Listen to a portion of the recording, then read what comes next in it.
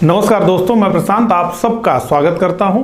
इस लेक्चर में पिछले एक वर्ष के पर्यावरण और पारिस्थितिकी से जुड़े हुए करंट अफेयर्स को हम डिस्कस करेंगे। इस सीरीज का ये 7वां लेक्चर है। इसी तरह के और लेक्चर्स ऑलरेडी इस चैनल पर अपलोड कर दिए गए हैं, तो अभी तक अगर आपने उन्हें नहीं देखा हो तो इस चैनल पर जाकर आप उन्हें देख लीजिए, क्योंकि एक क्रम से हम पिछले एक वर्ष के करंट अफेयर्स को टॉपिक वाइज इस सीरीज में देख रहे हैं। तो सभी लेक्चर आपके लिए हेल्पफुल है, तो सभी को जो है जरूर देखिए। तो चलिए इन्हीं सब बातों के साथ इस लेक्चर की शुरुआत करते हैं। तो सबसे पहले हम बात करेंगे अटल भूजल योजना की। तो अटल भूजल योजना की शुरुआत कर दिया गया प्रधानमंत्री नरेंद्र मोदी जी द्वारा 25 दिसंबर 2019 को अटल बिहारी वाजपेयी भारत के पूर्व प्रधानमंत्री की 95वीं जयंती के अवसर पर। ये जो योजना है ये भूजल स्तर को बढ़ाने के उद्देश्य से शुरू की गई है। पृथ्वी के नीचे जो पानी है वो लगातार घट रहा है। विभिन्न प्रकार से पिछले 50 वर्षों में नलकूप वगैरह से, पंपिंग सेट से, समरसेबिल से जो पानी निकाला जा रहा है और फिर उस प्रकार से अंदर पानी का पुनर्भरण नहीं हो रहा है। इससे जो है भूजल स्तर लगातार नीचे जा रहा है। ठीक है, तो इसमें अगर हम बात करें, इस अभियान में जो राज्य शामिल हैं वो महाराष्ट्र, कर्नाटक, मध्य प्रदेश, उत्तर प्रदेश, हरियाणा, राजस्थान और गुजरात है।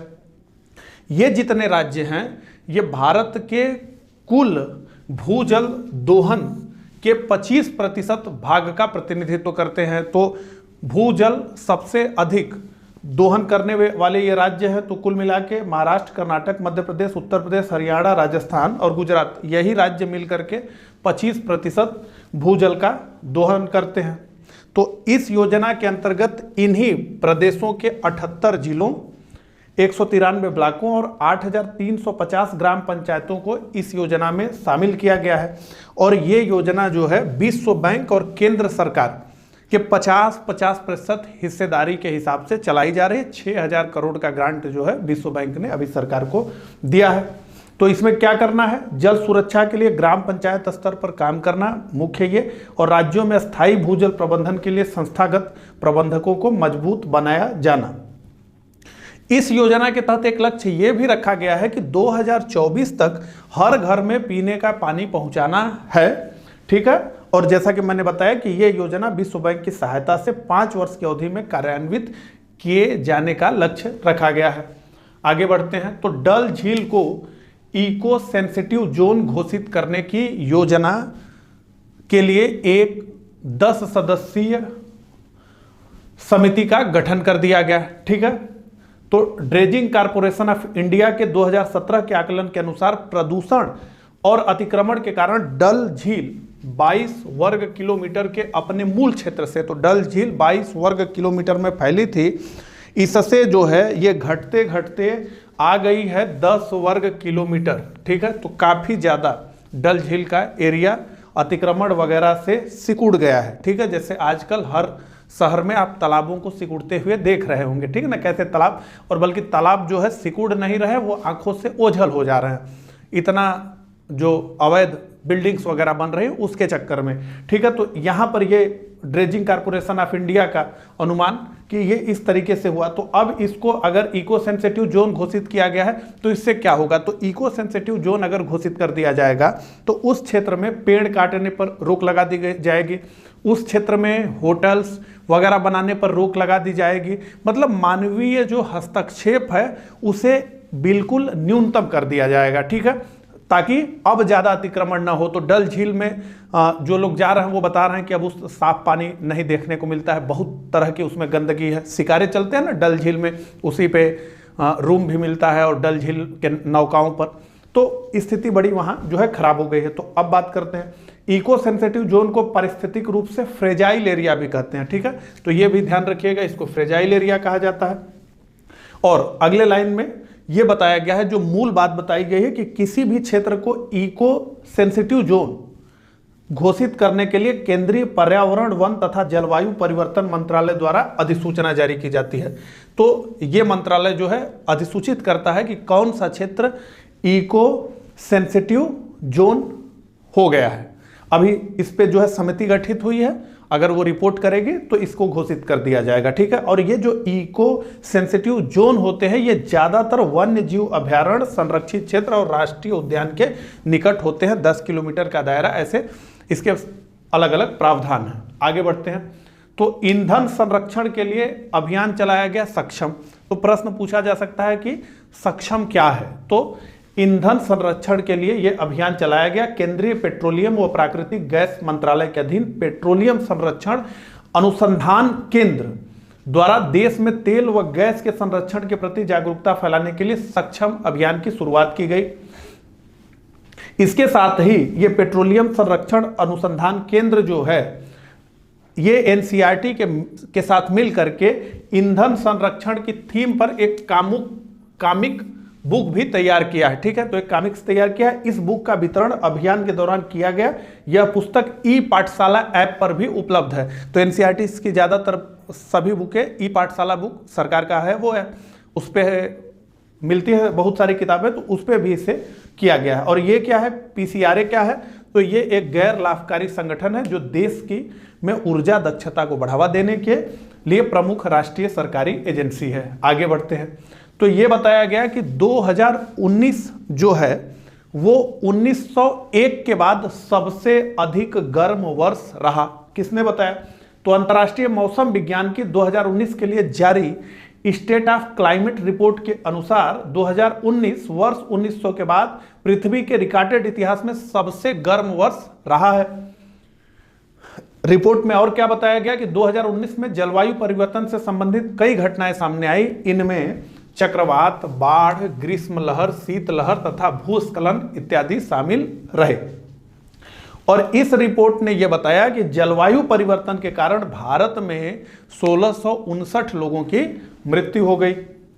आगे बढ़ते हैं। तो देश की पशुधन आबादी में वृद्धि हुई है, उसकी हम बात करते हैं। तो 20वीं पशुधन गणना लाइव स्टॉक सेंसस रिपोर्ट अक्टूबर 2019 में जारी की गई। मत्स्य पालन, पशुपालन और डेयरी मंत्रालय ने इस रिपोर्ट को जारी किया। इस रिपोर्ट के क्या प्रमुख बिंदु रहे उसकी हम बात करते हैं। तो यह बताया गया कि देश में कुल जो पशुधन है, जो टोटल लाइव स्टॉक है, वो 2019 में 535.78 मिलियन है, ठीक है। तो इसका 10 लाख से गुणा कर देंगे, 1 मिलियन में 10 लाख, ठीक है। तो जो पशुधन गणना 2012 की तुलना में, तो पिछली पशुधन गणना कब हुई थी? 2012 में, उससे पहले 2007 में, ठीक है। तो 4.6% की वृद्धि हुई है अगर हम इस आंकड़े को देखें 2012 से। तो उसके अलावा देश में मवेशी यानी कैटल की कुल संख्या 2019 में 192.49 मिलियन है, जो पिछली गणना की तुलना में 0.8% अधिक है। तो इसमें भी बढ़ोतरी हुई है। उसके अलावा अगर पोल्ट्री की बात करें तो 851.81 मिलियन आकी गई है, और 2012 से इसमें तुलना करें तो इस क्षेत्र में काफी ज्यादा वृद्धि हुई है। अगर ये आप जमीन पर भी देखना चाहें तो गांव में आप देखें तो बहुत सारे पोल्ट्री फार्म पिछले 4-5 साल में बने हुए हैं। अब यहां पर एक चार्ट दिया गया है, live stock head count figure, ये मिलियन में है। तो कैटल 2007 में कितना रहा, 2012 में कितना रहा, ये पूरा जो है अलग अलग कलर से यहां दर्शाया गया है। इसे आप जो है आराम से देख सकते हैं, ठीक है। आगे बढ़ते हैं। तो जल प्रौद्योगिकी व पर्यावरण नियंत्रण पर एक सम्मेलन हुआ। कहां पर हुआ? तो यह सम्मेलन हुआ इजराइल में, ठीक है। तो इसमें केंद्रीय जल शक्ति मंत्री गजेंद्र सिंह ने हिस्सा लिया भारत की तरफ से, और इस सम्मेलन में जल तथा पर्यावरण प्रबंधन से संबंधित प्रौद्योगिकी पर चर्चा की गई, और साथ ही जल से संबंधित प्रौद्योगिकी का प्रस्तुतिकरण भी यहां पर किया गया। तो इजराइल जो देश है इसे जल प्रबंधन के मामले में आदर्श माना जाता है, और खासकर यहाँ जो ये यूज होता है ड्रिप इरिगेशन, ठीक है, कि पाइप लगा करके केवल पौधों के जड़ों में ही पानी देना। इजराइल की भौगोलिक स्थिति उस तरीके से नहीं है कि उसके पास बहुत पानी का संसाधन है, ठीक है, छोटा सा देश है, लेकिन समुद्र से भी ये लोग डिसलाइन करने में जो है समुद्री जल को सक्षम है। आपने देखा होगा नेतन्याहू जब आए थे भारत तो एक जीप लेकर के भी आए थे, प्रधानमंत्री जी को उन्होंने गिफ्ट किया। उसमें एक खासियत थी कि वो समुद्र के पानी को जो है नॉर्मल पानी में बदलने की क्षमता रखता था, ठीक है। तो आगे बढ़ते हैं। भारत जलवायु परिवर्तन प्रदर्शन सूचकांक में 9वें स्थान पर। तो पहली बार भारत इस सूचकांक में अंडर 10 में शामिल हुआ है। देखते हैं, तो भारत पहली बार 2019 के जलवायु परिवर्तन प्रदर्शन सूचकांक क्लाइमेट परफॉर्मिंग इंडेक्स में शीर्ष 10 देशों में शामिल हुआ है, जो कि भारत के कार्बन उत्सर्जन से उबरने हेतु किए गए प्रयासों का परिणाम है। वहीं दूसरी ओर अमेरिका का प्रदर्शन इस बार सबसे खराब रहा, और ये सीपीआई रिपोर्ट जो है ये दिसंबर 2019 में स्पेन की राजधानी मैड्रिड में जो आयोजित हुआ था COP25 जलवायु परिवर्तन सम्मेलन के दौरान ये जारी की गई। अब इसमें जो मानक था 100% का, उस पर कोई भी देश खरा नहीं उतरा, इसलिए 1, 2, 3 ये पोजीशन किसी को मिली ही नहीं। और चौथे से शुरू हुआ, तो चौथे नंबर पर 1, 2, 3 पर कोई नहीं रहा, चौथे से शुरू हुई रैंकिंग। तो स्वीडन चौथे पर आया और डेनमार्क 5वें पर आया। अब देखिए इसमें सीपीआई के बारे में लिखा गया है कि अंतर्राष्ट्रीय जलवायु राजनीति के बारे में स्पष्ट समझ ये विकसित करता है और पारदर्शिता बढ़ाने हेतु बनाया गया एक अहम उपकरण है, और इसका मुख्य उद्देश्य उन देशों पर राजनीतिक एवं सामाजिक दबाव बढ़ाना है जो अब तक जलवायु संरक्षण पर महत्वाकांक्षी कार्रवाई करने में विफल रहे हैं। तो सारे देश सोवरेन हैं, लेकिन फिर भी कोई एक अंतर्राष्ट्रीय निकाय हो जो कि इन सब चीज़ों को मैनेज करे कि अब कोई केवल और केवल प्रदूषण ही न करे। अगला, तो BS4 वाहनों की बिक्री पर, उनके पंजीकरण पर प्रतिबंध हो गया। कब से ये लागू होगा? तो ये 1 अप्रैल 2020 से लागू हो जाएगा। तो ये जो BS यानी भारत स्टेज इंजन वाले वाहनों की बिक्री और पंजीकरण को पूर्णतः बंद करने का फैसला जो है सुप्रीम कोर्ट के द्वारा आ गया है। अब भारत में कौन सा चलेगा? तो अब भारत में नई गाड़ियां सब आ गई हैं, आप लोग सुन रहे होंगे। BS6 इंजन युक्त वाहनों को ही बेचने और उनके पंजीकरण की अनुमति होगी। देखिए, अगर BS की बात हम करें तो 2000 में भारत में ये कहानी शुरू हुई, उसके बाद 2005 और 6 के आसपास BS2 और BS3 आए, और उसके बाद अभी तक BS4 चल रहा था। BS5 पे नहीं गए, BS6 पर सीधे आ गए। तो थोड़ा सा बात करते हैं कि BS वगैरह क्या है। तो वाहनों से होने वाले उत्सर्जन के BS मानकों के आगे संख्या 2 या 3 और 4 और अब 6 के बढ़ते। ठीक है, देखिए वाहन है तो वो लगातार जो है प्रदूषण फैला रहा है, उत्सर्जन वो कर रहा है। तो अगर BS1 है, उसके अपेक्षा BS2 में कम उत्सर्जन जो है वो पर्यावरण को कम प्रभावित करेगा। उसी प्रकार से इस तरीके से ये बढ़ते हुए क्रम में, तो 2, 3 या और अब 6 के बढ़ते जाने का मतलब है कि उत्सर्जन के बेहतर होते मानक जो पर्यावरण के अनुकूल है, अर्थात BS के आगे जितना बड़ा नंबर होगा उस गाड़ी से होने वाला प्रदूषण उतना ही कम होगा। तो BS6 की अपेक्षा अगर BS7 आएगा तो उससे जो है कम प्रदूषण होगा। ठीक है, ये कहानी है पूरी। आगे बढ़ते हैं, तो दुनिया का सबसे ऊंचा मौसम स्टेशन बना लिया गया है। कहाँ? माउंट एवरेस्ट पर। तो अमेरिका के नेशनल ज्योग्राफी सोसाइटी के वैज्ञानिकों और शोधकर्ताओं द्वारा माउंट एवरेस्ट पर विश्व के सबसे ऊंचे स्वचालित स्टेशनों को स्थापित किया गया, और ये 2 उच्चतम स्टेशन हैं। दक्षिणी क्षेत्र 7943 मीटर और बालकनी क्षेत्र 8430 मीटर में स्थापित किए गए हैं। इससे क्या क्या लाभ होगा? तो ये जो है शोधकर्ताओं, पर्वतारोहियों और जनता को पहाड़ की स्थितियों के बारे में वास्तविक समय की जानकारी प्रदान करेगा। साथ ही सबसे महत्वपूर्ण है, हिमालय पर जलवायु परिवर्तन के हो रहे प्रभाव को समझने में मदद करेगा। और इस स्टेशन के साथ इस पर्वत पर 5 अन्य स्वचालित स्टेशन भी स्थापित किए गए हैं, जिनमें से 3 का नाम यहाँ लिखा गया है, फोर्ट्स, पुमोरी बेंच स्टेशन और कैंप। ठीक है, आगे बढ़ते हैं। 2030 तक भारतीय रेलवे बनेगी नेट जीरो कार्बन उत्सर्जक। तो ये बहुत बड़ा जो है स्टेटमेंट दिया गया है, या बहुत बड़ा लक्ष्य जो है रखा गया है। तो इसके बारे में बात करते हैं। तो दुनिया का पहला कार्बन न्यूट्रल या नेट जीरो कार्बन उत्सर्जक रेलवे बनाने के लिए काम कर रही है, और इसके तहत सरकार पुराने कोयले के संयंत्रों को खत्म कर रही है, जो पर्यावरण प्रदूषण को कम करने में मदद करेंगे। इसके साथ ही सरकार ने ये लक्ष्य रखा है कि 2023 तक 100% विद्युतीय रूप से भारतीय रेलवे को चलाया जाएगा। तो डीजल इंजन जो आप देख रहे हैं वो पूरे के पूरे समाप्त कर दिए जाएंगे, और केवल विद्युत से ही ट्रेनों का संचालन किया जाएगा। ये भी लक्ष्य 2023 तक पा लिया जाएगा, ऐसा लक्ष्य ये रखा गया है। और कहीं ना कहीं इससे जुड़ा ही ये लक्ष्य है जो 2030 में पाने का जो है लक्ष्य रखा गया है। ठीक है, तो जो पर्यावरण प्रदूषण कम करने में मदद करेंगे, नीति आयोग के आंकड़ों के अनुसार भारतीय रेलवे से कार्बन डाइऑक्साइड उत्सर्जन 2014 में लगभग 6.84 मिलियन टन था।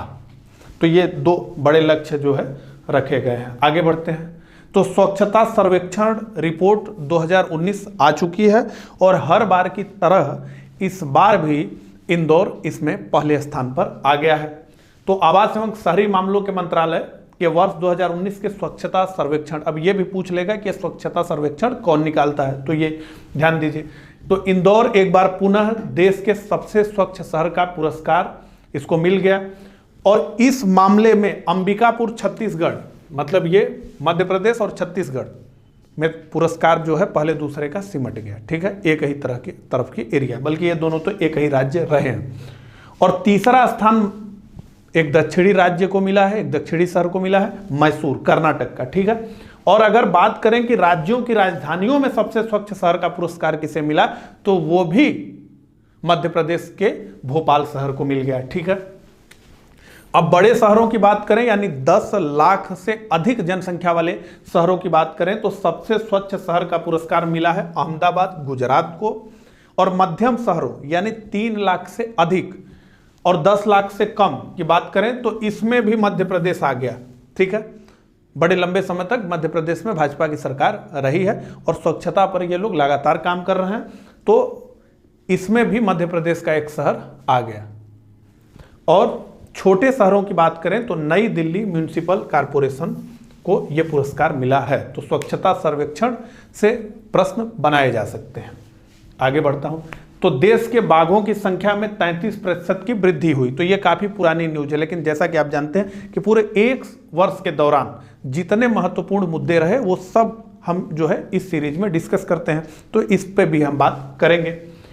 तो बाघ गणना रिपोर्ट 2018 को 29 जुलाई 2019 को बाघ दिवस के मौके पर प्रधानमंत्री नरेंद्र मोदी जी द्वारा जारी किया गया। इस रिपोर्ट में क्या बताया गया, तो इस रिपोर्ट में यह बताया गया कि 2014 से 2018 के दौरान यानी 4 वर्षों में देश में बाघ संख्या में यानी बाघों की संख्या में 33% की वृद्धि हुई है, जो हाल ही के वर्षों में सर्वोच्च वृद्धि है। तो इतनी वृद्धि जो है हाल के वर्षों में नहीं हुई है। तो 33% की वृद्धि हो गई संख्या में 14 से 18 के बीच में। अगर बात करें राज्यों के हिसाब से कि किस राज्य में कितने बाघ हैं, उसमें किसका क्या स्थान है, तो बाघ संख्या के मामले में राज्यों में पहला स्थान मध्य प्रदेश का है। यहां पर बाघ कितने हैं, 526। इससे थोड़ा सा ही कम यानी 524 बाघों के साथ कर्नाटक का दूसरा स्थान है और 442 बाघों के साथ उत्तराखंड तीसरे स्थान पर है। ठीक है, और क्षेत्र की दृष्टि से 1033 बाघ है मध्य प्रदेश व पूर्वी घाट, जिसमें महाराष्ट्र, छत्तीसगढ़, झारखंड, राजस्थान, मध्य प्रदेश व आंध्र प्रदेश शामिल हैं, में पाए गए हैं। ठीक है, अब आगे बढ़ते हैं। State of global air report 2019 आ गई है। तो अमेरिका की संस्था हेल्थ इफेक्ट्स इंस्टीट्यूट द्वारा तो कौन रिपोर्ट जारी कर रहा है, उस रिपोर्ट में क्या बात कही गई है, दोनों महत्वपूर्ण है। द्वारा state of global air 2019 report जारी की गई। तो इस रिपोर्ट में क्या बताया गया, तो इस रिपोर्ट के अनुसार वर्ष 2017 में वायु प्रदूषण के कारण भारत में 12 लाख से अधिक लोगों की मृत्यु हो गई है। यह तो बहुत खतरनाक आंकड़ा है। और वर्ष 2017 में वायु प्रदूषण के कारण सबसे अधिक मृत्यु दर वाले 5 देश जो रहे, उसमें चीन, भारत, पाकिस्तान, इंडोनेशिया और बांग्लादेश शामिल है, सारे के सारे एशियाई कंट्री। और रिपोर्ट के अनुसार वर्ष 2017 में वैश्विक स्तर पर वायु प्रदूषण PM 2.5, घरेलू प्रदूषण तथा ओजोन लगभग 4.9 मिलियन मौतों के लिए जिम्मेदार रहा। तो ये तो बहुत खतरनाक चीज है। ठीक है, आगे बढ़ते हैं। मथुरा में देश का पहला हाथी स्मारक बनाया गया। तो हाथियों के साथ जो क्रूरता का व्यवहार किया गया, ठीक है, और जो हाथी इस क्रूरता में अपनी जान गंवा बैठे, उनके स्मरण में ये जो है स्मारक बनाया गया। कहाँ बनाया गया, तो उत्तर प्रदेश के मथुरा में भारत का पहला हाथी स्मारक खोला गया और इस स्मारक को उन हाथियों की याद में खोला गया जो मानवीय क्रूरताओं के कारण अपनी जान गंवा चुकी हैं। अपनी तरह का यह पहला स्मारक है और मथुरा स्थित वन्य जीव संरक्षण केंद्र द्वारा इसे स्थापित किया गया। आगे बढ़ते हैं तो अर्जेंटीना के सान जुआन विश्वविद्यालय के जीवाश्म वैज्ञानिकों ने देश के पश्चिमी भाग के एक क्षेत्र में लगभग 1 दर्जन डायनासोर्स के जीवाश्मों की खोज की घोषणा की है और यह माना जा रहा है कि ये जीवाश्म जो मिले हैं ये 22 करोड़ वर्ष पुराने हैं। तो 9 वर्ष की ग्रीन एम्बेसडर बनी है कौन? वेलेंटीना एलंगबाम। इनका एक वीडियो यूट्यूब पर वायरल हुआ जिसमें कि एक पेड़ काटा जा रहा है और ये जो है रो रही है कि ये पेड़ क्यों काटा जा रहा है, ठीक है। और उसी के बाद इन्हें जो है मणिपुर की सरकार द्वारा ब्रांड एम्बेसडर बनाया गया। तो मणिपुर सरकार द्वारा 9 साल की मणिपुर के कारगिल जिले की रहने वाले 9 साल की वेलेंटीना एलंगबाम को हरित दूत ग्रीन एम्बेसडर बनाया गया है। वेलेंटीना का एक वीडियो सोशल मीडिया पर वायरल हुआ था जिसमें वो अपने द्वारा लगाए गए एक पेड़ के काटे जाने पर रोती हुई दिखाई दे रही थी। अगला, ग्रेटा थनबर्ग को अंतर्राष्ट्रीय बाल शांति पुरस्कार दिया गया। ये प्रश्न भी पीसीएस में पूछा गया था। ये लड़की भी एक सम्मेलन से एकाएक जो है पूरे दुनिया के निगाह में आ गई। तो 16 वर्षीय स्वीडन की युवा पर्यावरण कार्यकर्ता ग्रेटा थनबर्ग को अंतर्राष्ट्रीय बाल शांति पुरस्कार से सम्मानित किया गया और ये पुरस्कार उन्हें पर्यावरण संरक्षण हेतु संघर्ष करने के लिए दिया गया। हालांकि उन्होंने एक भाषण दिया, अब कितना संघर्ष किया वो तो अपने बात है। उनके साथ ही कैमरून की 15 वर्षीय शांति कार्यकर्ता दिव्या मलोम को भी सम्मानित किया गया। और यह पुरस्कार कौन देता है? तो यह पुरस्कार नीदरलैंड के किड्स नाइट फाउंडेशन द्वारा प्रदान किया जाता है। आगे बढ़ते हैं तो उड़ीसा सरकार ने बाढ़ खतरा एटलस जारी कर दिया है। तो ये जो एटलस है ये 2001 से 2018 तक बाढ़ संबंधित आंकड़ों का विश्लेषण करने वाला ओडिशा राज्य आपदा प्रबंधन प्राधिकरण के साथ इसरो के रिमोट सेंसिंग सेंटर के द्वारा संयुक्त रूप से तैयार किया गया है। अगला, तो देश का पहला मकड़ालय खोल दिया गया। तो tropical forest research institute TFRI द्वारा मध्य प्रदेश के जबलपुर में देश का पहला स्पाइडर इंटरप्रिटेशन सेंटर आर्केनेरियम या मकड़ालय यानी मकड़ी का घर खोला गया है और इस केंद्र में मकड़ी की 150 से अधिक प्रजातियां संरक्षित की गई हैं। अगला, ये तो काफी पॉपुलर न्यूज है कि डिस्कवरी चैनल के कार्यक्रम में प्रधानमंत्री मोदी जी शामिल हुए। कार्यक्रम का नाम क्या रहा? मैन वर्सेस वाइल्ड, ठीक है। कहां पर यह कार्यक्रम हुआ? तो यह उत्तराखंड के जिम कॉर्बेट नेशनल पार्क में शूट किया गया। और इसे कौन होस्ट कर रहा था? तो आप सारे लोग जान रहे होंगे, बियर ग्रिल्स होस्ट इसे कर रहे थे। आगे बढ़ते हैं, ग्रीन गुड डीड अभियान की शुरुआत की गई है। इसमें क्या करना है? तो अभियान के तहत लोगों को प्रतिदिन हरियाली से जुड़ा कम से कम एक उत्तम कार्य करने का अनुरोध किया गया है। तो हरियाली से जुड़ा हुआ कोई भी एक अच्छा काम आप करिए। अगला, राष्ट्रीय पक्षी विज्ञान केंद्र। तो केंद्रीय पर्यावरण, वन तथा जलवायु परिवर्तन मंत्री प्रकाश जावड़ेकर ने तमिलनाडु के कोयम्बटूर में सलीम अली पक्षी विज्ञान व प्राकृतिक विज्ञान केंद्र में राष्ट्रीय पक्षी विज्ञान केंद्र का उद्घाटन किया और इसका उद्देश्य पक्षियों की प्रजाति पर रासायनिक प्रदूषकों के प्रभाव का अध्ययन करना है। फिर से, राष्ट्रीय पक्षी विज्ञान केंद्र का जो उद्देश्य है वो है पक्षियों की प्रजाति पर रासायनिक प्रदूषकों के प्रभाव का अध्ययन करना। जैसा कि हम जानते हैं कि एक इंजेक्शन जो भैंस को लगाया जा रहा था उससे पूरा का पूरा गिद्धों का समूल नाश हो गया, ठीक है ना। तो ये बहुत जरूरी चीज है। अगला, तो तमिल योमोन राजकीय तितली घोषित की गई है और ये पश्चिम घाट की स्थानिक प्रजाति है यानी केवल वहीं पाई जाती है और कहीं नहीं पाई जाती। इसे कहा जाता है तमिल मारावान यानी तमिल योद्धा के नाम से जाना जाता है। तो ये जो है तमिलनाडु राज्य की राजकीय तितली है। आगे, एशिया का पहला ब्लू फ्लैग समुद्र तट। तो बहुत सारे इसके मानक हैं ब्लू फ्लैग समुद्र तट का वो देने के लिए, लेकिन इसमें पहली बार भारत का उड़ीसा जो है आ गया। तो उड़ीसा के चंद्रभागा तट को विश्व पर्यावरण दिवस के अवसर पर ब्लू फ्लैग समुद्र तट का प्रमाण पत्र प्रदान किया गया। ये जो प्रमाण पत्र है ये कोपेनहेगन स्थित फाउंडेशन फॉर इन्वायरमेंटल एजुकेशन द्वारा मानकों को पूरा करने वाले तटों को प्रदान किया जाता। बहुत सारे मानक है इसके।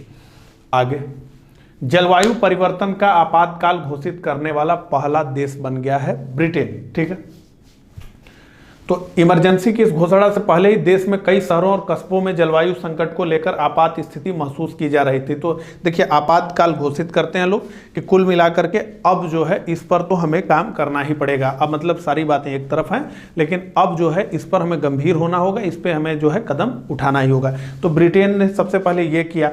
तो ब्रिटेन के इस कदम के बाद ये उम्मीद की जा रही है कि दुनिया भर की संसदें और सरकारें जलवायु संकट को धरती का सबसे बड़ा खतरा मानते हुए इस दिशा में गंभीरता से काम करेंगी। अभी तो ये हो रहा है कि सारे लोगों का ध्यान जीडीपी बढ़ाने पर है कि जीडीपी बढ़ाओ, जलवायु परिवर्तन वगैरह पर तो देखेंगे। ठीक है, जैसे जब हम हॉस्पिटल्स में जाते हैं तो ये होता है कि पैसा थोड़ा जीवन में कम ही हो ईश्वर, लेकिन कोई इस तरह की परेशानी मत देना कि 20 दिन 1 महीने हॉस्पिटल में एडमिट होना पड़े। लेकिन जब वहाँ से निकलते हैं तो ये होता है कि चलिए पैसा अधिक होना चाहिए, खराब भी होगा स्वास्थ्य तो ठीक है, क्या करना है, हॉस्पिटल में जाएंगे ठीक हो जाएंगे, है ना। तो ये कि नहीं भाई अब इस पे काम करना ही, ऐसे टाल मटोल वाले मामले से नहीं चलेगा। तो इस लेक्चर में बस इतना ही। मुझे कमेंट करके जरूर बताइएगा कि मेरा ये प्रयास आपको कैसा लगा। मिलता हूँ इसी तरह के अगले लेक्चर में, तब तक के लिए आप सभी को